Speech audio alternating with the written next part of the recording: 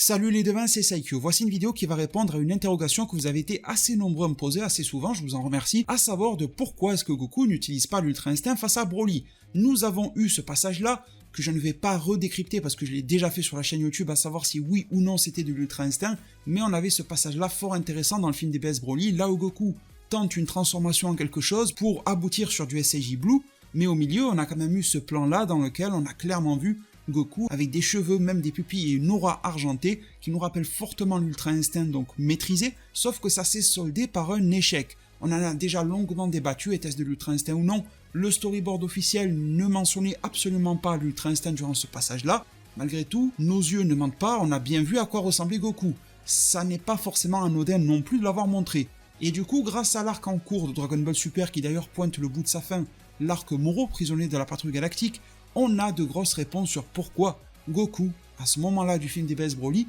n'a pas réussi à passer un Ultra Instinct face à Broly. Alors ça semble naturel, mais je vais le rappeler, je vais parler d'éléments qui sont dans le manga actuellement Dragon Ball, dans le nouvel arc, dans la suite de Dragon Ball, officiel, canon et tout ça, par Akira Toriyama, qui existe depuis 2 ans. Je sais que tout le monde n'est pas forcément au même niveau d'information, il y a des gens qui sont super informés et informés, d'autres qui suivent de loin mais s'en foutent un peu, d'autres qui attendent vraiment que l'anime ou que le film. Bon voilà, je vais prendre des éléments du manga, à vous de voir si la vidéo vous intéresse ou non, mais en tout cas, réponse à la question, il va y avoir, ça c'est sûr. Question qui part alors du principe que dans le film DBS Broly, Goku a bel et bien tenté l'Ultra Instinct. On va essayer d'aller à l'essentiel, de faire simple, etc. Donc voilà, on va dire qu'il a tenté, qu'il l'a raté. Pourquoi? Maintenant on sait, grâce au nouveau maître qu'a eu Son Goku dans l'arc Moro, qui s'appelle Merus, on a appris 3 choses. On a appris que pour que Son Goku puisse atteindre, maîtriser et conserver son Ultra Instinct et même le réactiver à volonté, il y a principalement 3 conditions à réunir. 3 conditions que Son Goku n'avait ni au tournoi du pouvoir, ni dans le film DBS Broly, et peut-être encore moins dans le film DBS Broly. La première condition, c'est d'être poussé, principalement physiquement mais aussi psychologiquement, à bout, c'est-à-dire dans un état de détresse totale, et si tu flanches, c'est ta propre vie, mais aussi celle de tes proches, de tes amis, de ta famille, d'autres personnes qui sont totalement innocentes et qui n'ont rien à voir avec cette histoire-là, mais qui vont se faire effacer ou mourir, etc. à cause de ta situation à toi, et donc cela te pousse à déclencher un état d'urgence, un Ultra Instinct qui va prendre le relais à ta place et entre guillemets combattre pour toi. Et c'est comme si le corps agissait par lui-même. D'ailleurs, on verra dans l'arc Moro que Goku n'a même plus besoin de regarder son adversaire pour pouvoir esquiver et pour pouvoir envoyer des coups au bon moment et au bon endroit au corps à corps. Et donc le nouveau maître de Goku, Merus, a longuement focalisé sur ça durant l'entraînement, et c'est une chose que Goku a pu obtenir durant le tournoi du pouvoir, parce que c'était clairement une situation dans laquelle les univers étaient en jeu, l'effacement de tous les peuples, y compris celui de la Terre, de l'univers 7, mais de tous les autres univers quasiment, et en plus Goku ne savait absolument pas que s'il faisait un bon vœu, un vœu qui plairait à Zeno, un vœu noble on va dire, eh bien il ramènerait les univers, que c'était un test d'une certaine manière. Goku avait sur lui le poids de tous les enjeux de l'univers sans même savoir en fait si obtenir une victoire pourrait réellement le sauver, avec l'état d'esprit changeant de Zeno, etc. Je vous laisse imaginer le stress. Déjà tu stresses quand t'es en retard de 5 minutes parce que t'as pris trop de temps à la douche au petit-déj, alors je te laisse imaginer si t'avais le poids de la survie des univers sur tes épaules, voilà, c'est pas le même délire. Bien évidemment cela a été permis parce qu'il y a une expérience derrière, il y a toute la vie de Son Goku, mais aussi récemment les entraînements et les propos de Whis, aussi bien pour Goku et Vegeta d'ailleurs, mais bon on va parler de Goku, les propos de Whis qui ont fortement éveillé, ne serait-ce que dans le subconscient de Goku, eh bien son corps et son esprit à l'Ultra Instinct. Il a commencé un petit peu à graviter de loin autour, et grâce au tournoi du pouvoir, il a pu aller directement au centre. Sauf que cela ne suffit pas, les autres étapes ne sont pas validées, ce qui fait que l'Ultra Instinct a été perdu, ça a été trop violent pour le corps et sûrement pour l'esprit de Goku, ça a été la dégringolade totale, et puis l'Ultra Instinct n'a pas remontré le bout de son nez, même à la fin du tournoi du pouvoir, lorsque Goku et Vegeta font un petit peu de sparring, Goku dit bel et bien qu'il n'est pas capable de réactiver l'Ultra Instinct, il le dit de ses propres mots. Ça c'est pour la première étape, et dans le film DBS Broly, certes il y avait beaucoup de tension, et attention ne vous faites pas avoir parce que le film DBS Broly est tellement bien animé, bien fait, les impacts, il a l'air tellement massif et tout, que l'on a l'impression que la tension est plus forte que dans le tournoi du pouvoir, mais prenons du recul 30 secondes, et on se rendra compte que entre une bataille de grosse envergure sur la Terre ou une bataille qui a pour enjeu de déterminer du sort des 12 univers, il n'y a clairement pas photo, le tournoi du pouvoir est le plus gros enjeu jamais connu dans Dragon Ball en fait, même si dans la réalisation ça faisait un petit peu gamin et tout ça. Voici alors la première raison de pourquoi c'est survenu dans le tournoi du pouvoir et pourquoi ce n'est pas revenu lors du film DBS Broly si bel et bien Goku l'a tenté. Deuxième chose à savoir, et celle-ci a permis à Goku lors de l'arc en cours, l'arc Moro, grâce à son professeur Merus, de pouvoir atteindre à volonté, quand il veut, l'Ultra Instinct non maîtrisé, celui aux cheveux noirs, le Kizashi, qui a connu un grand succès auprès de nous tous lors de l'épisode 110 de Dragon Ball Super face à Jiren. Sauf que contrairement à cet épisode-là, ce n'est plus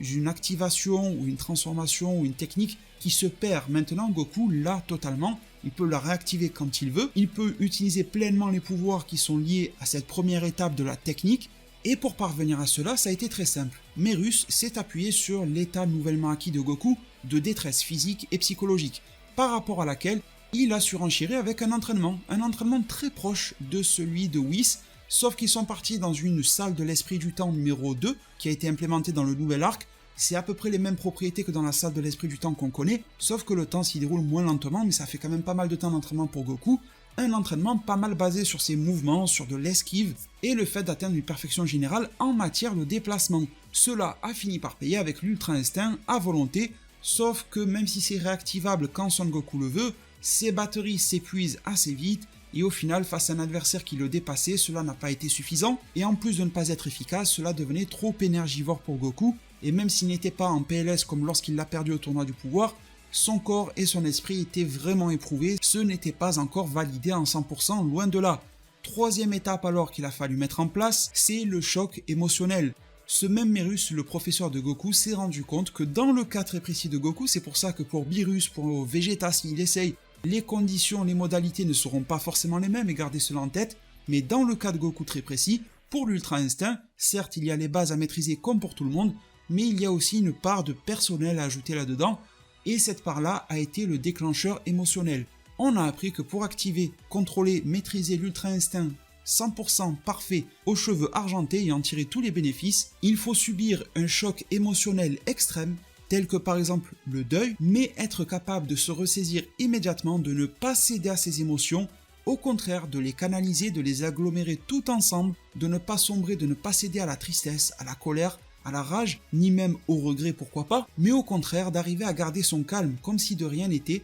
et de pouvoir puiser dans cet apaisement même si les émotions sont là. Les émotions ne sont pas évincées, les émotions ne sont pas effacées, elles sont contrôlées, elles sont maîtrisées. On pourra même dire que c'est une antithèse du Super Saiyan de niveau 1, c'est tout à fait son opposé, même si l'élément déclencheur, la perte d'un proche, est le même, et c'est donc son maître Merus qui va disparaître sous les propres yeux de Son Goku, avec le temps passé ensemble, les liens qu'ils ont tissés, le fait que la disparition de son maître semble tellement injuste pour Son Goku, alors que Merus est un être qui a le cœur bon, cela a créé un flux émotionnel gigantissime en Son Goku, mais Son Goku s'est rappelé des propos de Merus, et a fait en sorte de canaliser tout cela pour que cela devienne une nouvelle énergie pour son corps et son esprit. À partir de là, et bien sûr grâce à tous les antécédents depuis le tournoi du pouvoir, aussi bien les succès comme l'activation au tournoi, que les échecs durant le film d'Ebes Broly, que les entraînements avec son maître, jusqu'au choc émotionnel final, l'ont tous aidé dans une certaine mesure à obtenir l'Ultra Instinct de manière maîtrisée et parfaite. Maintenant, c'est chose faite, Goku, là, grâce à ce choc-là, et il ne cède plus à ses émotions. Il est terriblement calme, mais également terriblement puissant, terriblement rapide, terriblement efficace au combat. C'était alors la troisième condition qu'il manquait à Son Goku lors du film Dragon Ball Super Broly. Dans ce film-là, et comme je l'ai mentionné tout à l'heure, c'est un peu lié au point numéro 1, la situation n'était pas aussi désespérée que durant le tournoi du pouvoir. De plus, la situation du film d'Ebes Broly n'a pas créé un pic d'émotion aussi puissant que dans l'arc Moro, mais même s'il l'avait eu, Goku n'y était pas prêt. Il aurait juste, une fois de plus, cédé à sa colère, cédé à des émotions primaires, ce qui est tout à fait normal, et il aurait eu un boost de puissance lié à ça, mais pas plus. Le Goku du film d'Ebes Broly n'était sensibilisé à aucune de ces trois conditions, et n'en a vécu quasiment aucune des trois non plus dans ce film. Certes, son corps a été un petit peu en détresse lorsqu'il s'est pris une rouste face à Broly et Kari, mais il en avait encore beaucoup sous le pied. Après, Vegeta est venu en duo, puis il y a eu Gogeta, au final ça s'est plus ou moins bien passé, on n'a pas eu de gros dégâts physiques sur Goku et Vegeta à la fin du film. Bien évidemment, durant ce film, il n'y a eu aucun entraînement particulier, en plus il n'y aura eu aucun choc émotionnel à dénoter, mis à part celui que Broly a subi par rapport à la perte de son père Paragus, mais ça n'affecte pas Goku, et même si ce choc il y avait eu, Goku n'était pas au courant, n'était pas prêt au fait qu'il fallait les canaliser, et ça aurait été aussi un fiasco dans tous les cas par rapport à l'Ultra Instinct. Donc toutes les conditions ont été réunies dans l'arc Moro. J'espère que cela aura pu vous éclairer. Je sais que pour certains vous saviez déjà, mais justement le but de cette vidéo c'était de répondre à ceux qui ne savaient pas. Et bien justement j'espère que ça a pu vous aider, vous éclairer, comprendre un petit peu mieux comment ça peut se passer dans Dragon Ball Super. Je sais que vous ne lisez pas tous le manga, mais peut-être qu'avec cette vidéo là, vous pourrez voir de manière un petit peu plus claire sur le tournoi du pouvoir, sur le film Dragon Ball Super Broly, et peut-être même vous donner envie de lire le manga, parce qu'il s'y passe vraiment beaucoup de choses, et ce manga Dragon Ball Super mérite quand même un maximum de soutien. Donc voilà, je vous mettrai un lien en description, c'est pas sponsor ou quoi, c'est juste pour rendre service. Sur le site Manga Plus by Shueisha, vous pourrez lire les nouveaux chapitres qui sortent chaque mois de Dragon Ball Super, et après en mode légal, mis à part acheter les tomes en magasin, il n'y a pas grand chose qui existe en France, donc voilà, on espère qu'une plateforme légale pourra nous proposer de la lecture en ligne de Dragon Ball Super, ça serait bien cool. Voilà les devins, je vous remercie tous infiniment, mettez un maximum de pouces bleus si ça vous a plu, si ça a répondu à votre question, si ça vous a intéressé et diverti, pensez à vous abonner et à activer la cloche des notifications. On va démystifier un petit truc sur Vegeta dans quelques jours, peut-être demain, après-demain ou dans la semaine en tout cas, ça devrait arriver. Merci infiniment pour tout, prenez tous extrêmement bien soin de votre futur, et à plus pour de prochains arts divinatoires.